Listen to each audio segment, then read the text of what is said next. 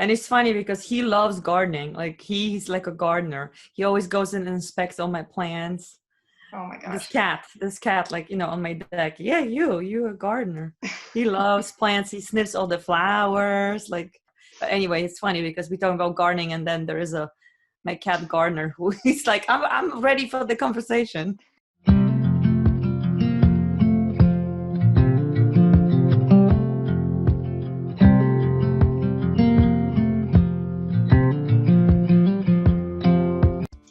Hi, Aleksandra. I'm so happy that you have agreed to join this interview with me today.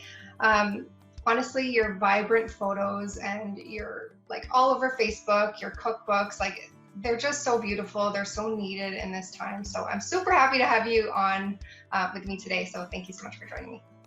Thank you so much, Nadia. I'm very excited for our conversation about gardening because I love gardening. Yes. And you're a health coach, right? You're a health coach. You have 2 cookbooks. So one about raw food art, and the other one, Live, Love, Light, and Fruits from Olenko's Kitchen and Friends. And it's about like rainbow diet. So yeah, they 2 cookbooks. I'm a health coach. I'm also an artist. I'm an art educator. So, and I love nature, huge nature animal lover. So here's my cat. You can't see him, but yeah, he's moving. So there's the big boy. He's 20 pounds, Maine Coon. He's sitting right on my lap. You want to show your face, Maine Coon? Yeah. So yeah, that if you see me moving, that's what it is. Okay, I think he's moving now. It's a funny interview, but yeah. So I'm all about nature and vibrant colors and plants, and I love educating people about growing food. And even if they cannot grow, like if they can't have a garden, like I know you have a beautiful garden, like I grow my plants on my deck, my plants on my deck, but people can even do sprouting at home, even if they don't have a garden. So there's always, you can grow something in little pots, little herbs. So there's always the way we can grow our food or plants or flowers. And I think there's nothing more beautiful than watching something grow. It's just uplifts our soul. So talk a little bit about why you feel like people should be eating more raw food. What are some of the benefits from your perspective and why you think more people should eat more raw? So I don't eat 100% raw. Sorry, I have like hair from my cat. Crazy from his tail. There's so much hair. Okay, now I feel better. Before I feel like I had mustache. So yes, why eating raw food? So anything that is cooked below 118 degrees in Fahrenheit, it's considered to raw food. And raw food has enzymes, and most of us eating standard American diet these days, we're eating a lot of processed food, cooked foods, microwave foods, and that stuff is basically like a dead food, eating cardboard. So no matter what kind of diet somebody follows, eating a lot of fresh fruits, fresh vegetables, plants, you can do sprouting, as I said before, that really like uplifts your vibration, because plants, when they grow, right, they need sunlight. So it's a sun diet, like sun food, and they get the energy from the sun. And when we ingest, and take that food in us, it really uplifts our body. It just, especially like if you do juicing or smoothies, instantaneously goes in your bloodstream. So you just feel so energized. And considering, like now here in like I live in New York now, but I love this time of the year because we have variety of apples now, pears and peaches and plums, and everything is just so delicious and yummy. So this is no like better time to be eating fresh food. And cooked food, I mean, it's okay too, but if we eat a lot of cooked, as I said, processed food, that definitely will bring our immune system lower, because that food it's already kind of like dead food. So keep that in mind, especially what's going on around. The more fresh produce you eat, vitamin C, then it's so good for for our immune system. So even in the winter, you still like to incorporate raw food into your diet. Yes. Are you okay with more cooked as well? Because I live in New York and I'm originally from Poland, so we do have 4 seasons. So I feel it's more beneficial. I'm also about like eating seasonal and eating as close, that something grows locally.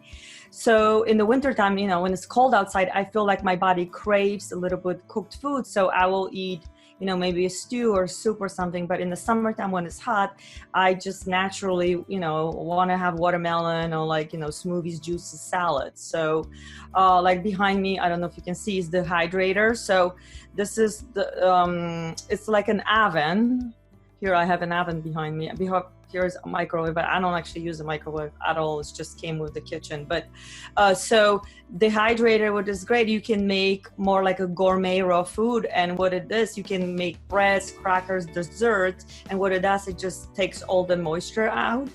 And like many times I will make a juice in my juicer and then use that pulp to make crackers or bread or make it into cookies. Because I also don't like to waste anything. I try to use, or you can do composting, right? From all the pulp and all the like skin from the fruits and vegetables. But yeah, so I don't eat 100% raw, but I will say I will eat like 80% raw. But again, everybody's body is different. So this kind of diet really serves me. I've been eating like on this high raw diet. Sushi, what are you doing? Oh my God, where's my cat? I think he wants to go. So, but yeah, I'm not 100% raw, but I feel great. It really gives me a lot of energy. So that's why I wrote the first cookbook, Raw Food Art, is all about raw food. Yeah, I'm with you. I am a huge advocate of eating what's growing around me at any given moment, for sure. And I'm the same. I love to eat raw in the summer. In the winter, I don't find that I crave it as much. I don't know if I'm 80% in the summer, but I'm probably like 60-70% in the summer, but that drops like way below 50% in the winter. I just don't crave. I still crave some of it, but not nearly as much in the winter, for sure. I definitely crave more of the cooked foods in the winter. I think that's naturally, but it's good to keep it in mind that in the wintertime, many times even like people don't drink enough water. They tend to drink more tea or coffee or hot drinks, but like water, we need to drink water, no matter what time of the year it is, because, we like our bodies are like 80% of water. So drinking water is extremely important too. And and I feel like, being on plant-based, it really serves me. But, there's so many diets, so you just have to listen, whatever serves you. Yeah, I love that. I read that in one of your books that you talked about which diet is right for you. And you're talking about just honoring what is right for you, what's right for your body. And I think that's so important.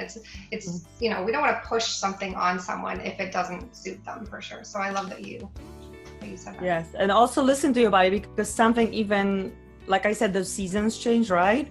And also our body change. So something what may be serving you, like a lot of people, maybe they used to eat, maybe they were vegetarians and they used to eat dairy, and then, they can't digest the dairy, or they used to, eat gluten, and then, they try to eat more gluten-free because, the gluten, affects them too. So, we change, everything changes. And also the whole food industry, it's even like the gluten, it's not like, the plants are not like how they used to be, years ago. The soil is depleted from the minerals. So, it's, it's important, I also feel like for me, it's important to take some supplements, so I do, I'll take some like zinc or like vitamin B12, and then I use all these different powders from plants too, which if you see my book, or if you see my recipes, you're gonna see all these beautiful colors. They all made up from different plants. So it's really cool. Can you talk about I heard you talk about raw food and spirituality, or what we eat and how it's connected to spirituality. Can you expand on that? Because I thought that was a really cool topic. So eating raw, and also eating like as much seasonal and like close, something that grows by you, and organic, and if you grow your own food, it just uplifts your soul. I feel that when I eat this high vibrational food, it just makes me, I'm already very empathic. Like I can feel, other people's like energy, and sometimes it's even too much, but I'm already like very out there person. I'm an artist, so I have a lot of ideas. I'm very artistic, like I'm very intuitive and creative. So I think that kind of food really opens like channels. It's so different when you're eating like a candy or like a cake that is cooked and processed and baked and, I don't know, microwave. And when you're eating just like fruits from, as I said, like from the farm of the plant, the vibration was so different. Like just looking at it, like I just love like looking at the colors of plants. It just, because we like observing everything and absorbing from different senses. So I think that like it just uplifts your soul, and then I don't know, like brings you higher to your spirit. I don't know. Well, I know I feel better when I eat. Yeah, I don't think anyone would disagree with that. When you eat well, you feel better. Your mood changes, your attitude changes. Just you're just uplifted, like you said. So I can absolutely see that. Yeah, that's why I love like using edible flowers. Like I grow edible flowers, and I like, if you see on my pictures, like I will put on my desserts on the top of the smoothies, like fresh mint or like different flowers that you can use, and you can like go and see there's actually a lot of edible flowers that you can grow. So not the flowers that like you go and buy in the florist, like in the supermarket, because those are sprayed like with pesticides. So please don't eat them. But also you can like forage some flowers on the rainbow, or even get some herbs, or even like the flowers from the herbs, and they're so amazing. Like I just love, like maybe because I'm an artist, like I love looking at the different textures and different patterns in plants, and just makes me happy. Yeah, like nature really is my bliss. So I was just upstate. What's today? Today's Wednesday, right? We went for our wedding anniversary with my husband. We went to New Paltz, which is like an hour and 15 minutes from us, and there's so many farms. And we went to this local winery, and they actually make vegan wine. And I love going. I call it farm hopping. Like people like to go bar hopping, but I love to go farm hopping. Like that is like brings me joy. So growing my own food, but also go to different farms and like picking pick your own food. It's just, I don't know, just makes me happy. Just brings this memories from childhood when I used to visit my grandparents at the farm. Yeah, I love going to farmers markets. It's one of my favorite things. I have a garden, I grow a lot of my own food, but I love going to farmers markets. I love visiting farms. I love eating farm to table. Like there's just something special about it. There's something that, I didn't grow up like you. I didn't have, my parents or grandparents didn't have big farms. I didn't come from that kind of family. And yet I still feel so connected when I'm around, whether I'm growing it or someone else is growing it. Just being around farms, farmland, and gardens, it's wonderful. And it's so cool. Like I feel like when you actually many people like wear gloves when they do gardening, right? I love to actually like feel the soil in my hands. I think it just brings the memories when I saw my grandmother, and when you look on her hand, like they were, they look like farmer's hand, but they were beautiful. Like because she worked with her hands, she worked at the farm. And I just love like feeling the soil. It makes me very grounded. Like I feel like I'm so connected to planet Earth. Yeah, I love like eating farm to table. And that's fun, right? I mean, that's the cool thing about eating what is growing around you. And especially if you eat seasonally, I find like for a long time, I tended to eat food that was like I saw on cooking shows on like cable TV, and that was mostly Southern growers. So they were eating a lot of tomatoes and peppers and, like hot weather foods, which we only have here like a few months of the year. So the rest of the year, I didn't know what to cook. I didn't know how to cook with a lot of those ingredients. So when you start to eat from local farms or you start to grow your own, you tend to like discover all sorts of new ingredients and come up with, all sorts of different ways of cooking that you've never necessarily tried before. And also I feel like when you grow your own food, or if you follow, I call, the rainbow diet, it's just amazing, especially like with fruits, how Mother Nature, it's so giving and it has so much abundance. Like, when you have like a pepper and you open and there's so many seeds, and from that little tiny pepper, which I actually did, I seeded my own peppers, and I had so many. I think I had like over 100 peppers. I was giving them everybody away, and tomatoes.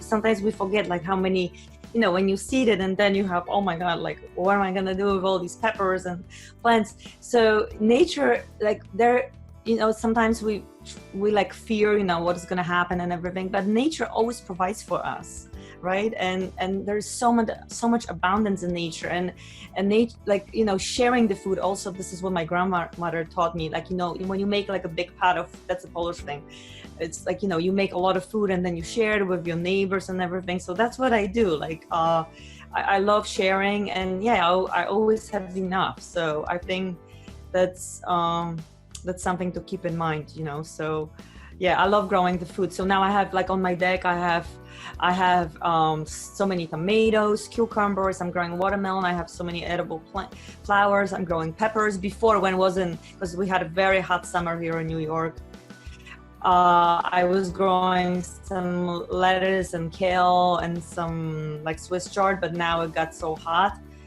And pansies, but now pansies are coming back. Now it's getting a little cooler, so I'm gonna have a lot of pansies, and I'm gonna grow some peas, and again some lettuce, you know, some kale and some Swiss chard, because they like a little bit cooler weather. But yeah, my deck is great for tomatoes because we get a lot of sun, and of course I have a lot of herbs like parsley and basil. My basil was so huge. I have so many, you know, like cilantro and sage. Yeah, so I love growing, you know, like every time I'm gonna make some watermelon juice, I'm just gonna go and pick up some fresh basil and mint and add it to my watermelon. So it's fun. So in your book, you have some really unique spices and ingredients that maybe some people aren't familiar with. So what do you recommend people do? Like, where can they get some of those ingredients? Okay, so because I live so close to New York City, and I'm able, you know, to visit all these different stores, multicultural stores, and my other passion is traveling. I used to, you know, love traveling around the world. I was fortunate to travel many different, different continents, different cultures, different countries, and I love adding all these different like special spices or maybe ingredients that, you know, were not familiar for me, like living in Poland.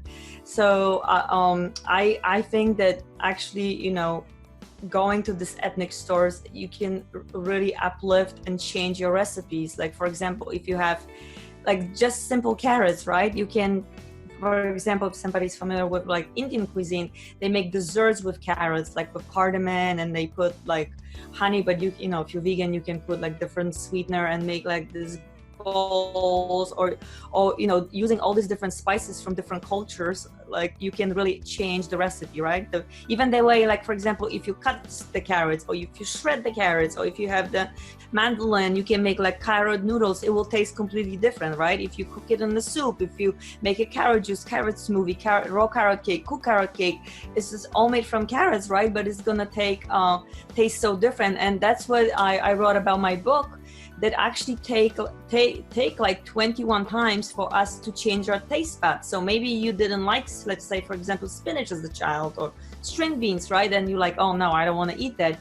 But try it again, and try it in many different recipes. And you can do this with your picky husbands, picky kids, because you can really, like, you know, when you add certain ingredients or prepare it in a different way, somebody actually may love this spinach or the string beans that they didn't like it before, and because, you know, you added some certain spices or something. Yeah, I feel like, especially, you know, talking about spices, I feel like because when you tend to eat what's growing around you, you get a lot of one food for like a few weeks, or even like a few months at the most. But usually like 3, 4, 5 weeks, you tend to get